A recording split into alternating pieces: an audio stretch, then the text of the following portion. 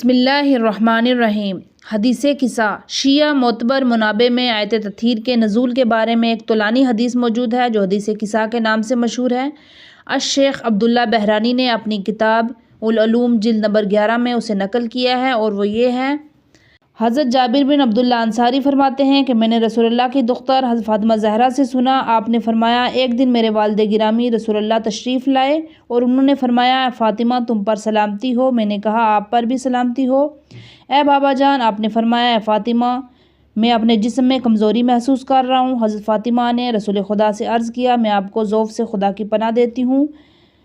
آن حضرت نے فرمایا فاطمہ میرے لیے یمانی چادر لاؤ اور مجھے اڑا دو۔ حضرت فاطمہ زہرا فرماتی ہیں کہ میں یمانی چادر لائی اور میں نے آن حضرت کو اڑا دی۔ بعد میں جناب کو دیکھ رہی ہوں کہ ان کا چہرہ نورانی روشن ہو کر چمکنے لگا، ایسے جیسے 14ویں کا چاند ہو۔ حضرت فاطمہ زہرا نے فرمایا ابھی ایک ساتھ ہی گزری تھی کہ میرا فرزند حسن آیا اور کہا اے مادر گرامی میرا تجھ پر سلام ہو۔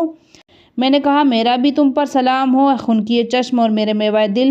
حسن نے مجھ سے کہا اے اماں جان میں آپ کے پاس ایسی خوشبو سونگھ رہا ہوں جیسے میرے نانا کی خوشبو ہو۔ حضرت فاطمہ زہرا نے فرمایا جی ہاں تمہارے نانا چادر کے نیچے آرام کر رہے ہیں۔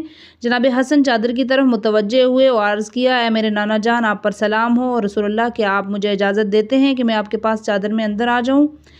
رسول خدا نے فرمایا تم پر بھی سلام ہو اے میرے بیٹے اور میرے حوض کوثر کے مالک، میں تمہیں اجازت دیتا ہوں۔ امام حسن آن حضرت کے ساتھ چادر میں داخل ہو گئے۔ فاطمہ زہرا فرماتی ہیں ابھی ایک ساتھ گزری تھی کہ میرا بیٹا حسین آیا اور عرض کیا اے مادر گرامی آپ پر سلام ہو۔ میں نے جواب دیا تم پر بھی سلام ہو میرے فرزند، اے خنکی چشم، اے میرے میوہ دل۔ امام حسین نے عرض کیا اماں جان میں آپ کے پاس ایسی خوشبو سونگھ رہا ہوں کہ گویا وہ خوشبو میرے نانا جان رسول اللہ کی ہے۔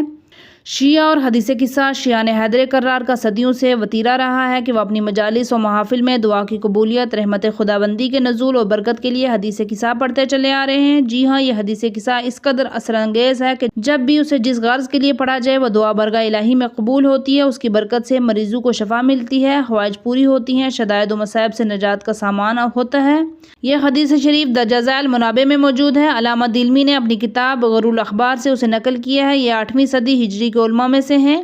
نہج فی فضائل الائمہ یہ شیخ علی نقی ابن احمد احصائی کی کتاب ہے، ان کا تعلق 12ویں صدی ہجری کے علماء میں سے ہے۔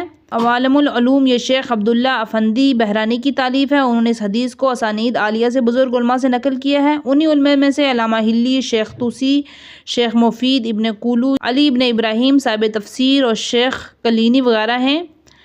بعض بزرگوں نے حدیث قصہ پر کتب تالیف فرمائی، ان کی شرح اور سند بیان کی۔ تفصیلات کے لیے قاضی نور اللہ شوستری کی کتاب الحقائق الحق کی طرف رجوع فرمائیں۔ شعرا اور حدیث قصہ بہت سے شعراء نے حدیث قصہ کو منظوم صورت میں پیش کیا ہے، یہی وجہ ہے کہ آج ہر زبان میں حدیث قصہ منظوم صورت میں موجود ہے، چاہے عربی زبان ہو یا فارسی اردو ہو یا کوئی اور زندہ زبان، ہر زبان کے شاعر نے اس کے مضمون کو نظم کیا ہے۔ انہی شعراء میں سید الاجل سید محمد قزوینی بن سید مہدی قزوینی، انہوں نے حدیث قصہ کو عربی زبان میں نظم کیا ہے۔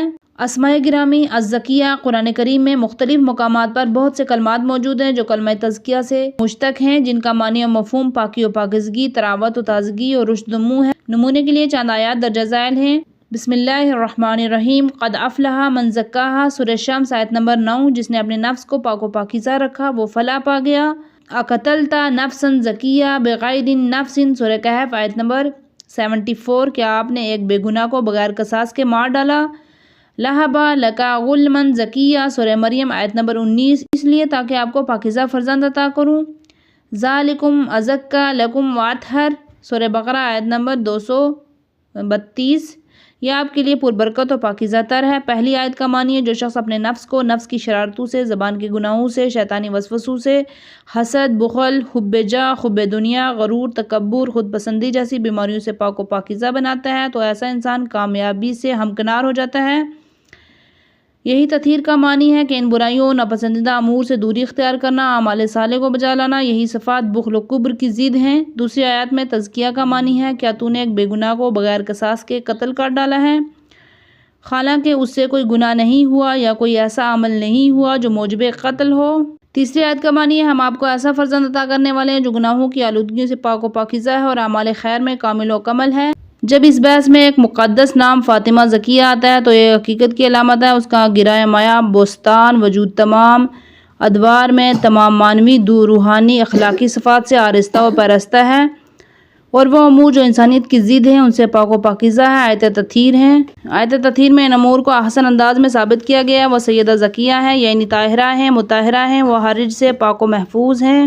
ہم نے آیت تطہیر کی بحث میں رجس کے معنی کی تفصیل بیان کر دی ہے۔ رہی چوتھی آیت کی، اس کا معنی ہے رشد و نمو، سیر نکامل۔ حضرت زہرا اس معنی کے اعتبار سے زکیہ بھی ہیں۔ اس موضوع کی کچھ متعلقہ باتیں ہم نے کلمہ مبارکہ کے ضمن میں بیان کر دی ہیں۔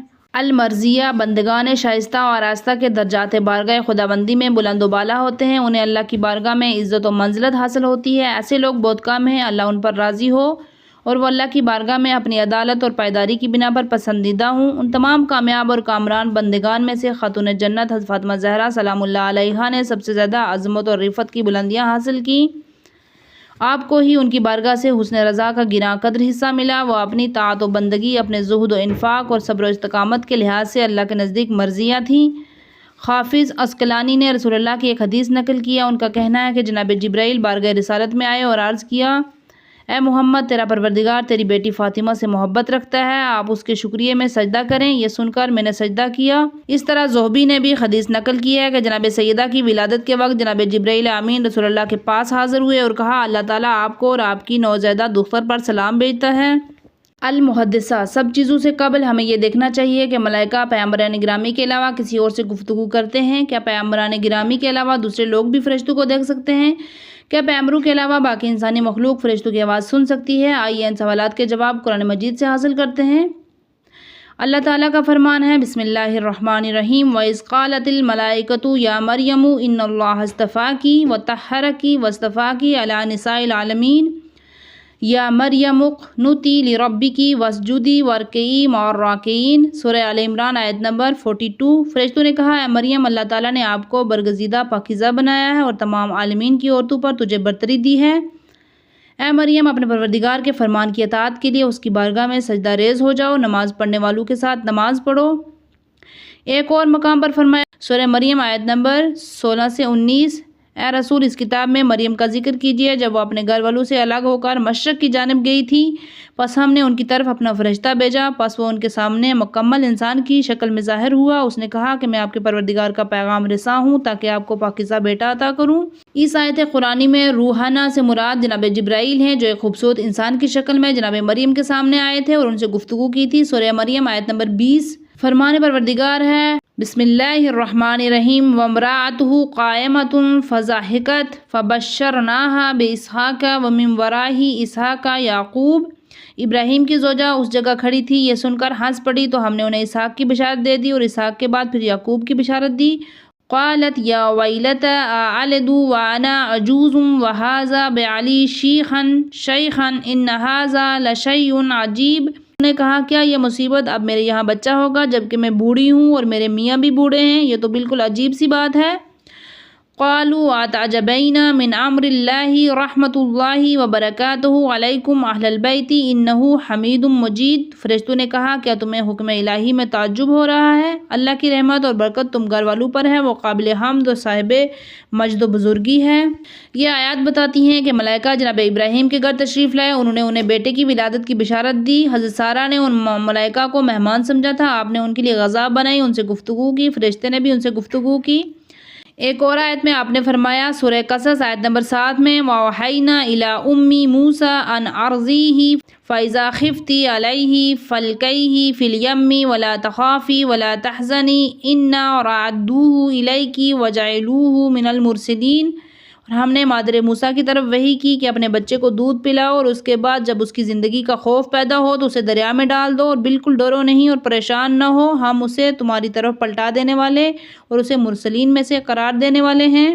بعض مفسرین نے اوحینا کا معنی الہامنا کیا ہے، یعنی ہم نے یہ بات اس کے دل میں ڈال دی، لیکن بعض مفسرین نے کہا انہیں اس بشارت کی آواز دی تھی کہ وہ اس طرح کریں۔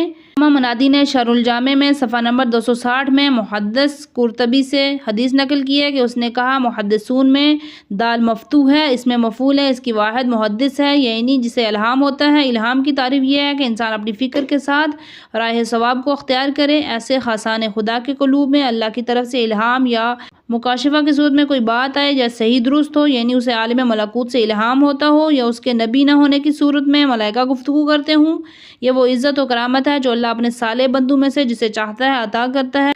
اولیاء اللہ کے منازل میں یہ عظیم منزلت ہے۔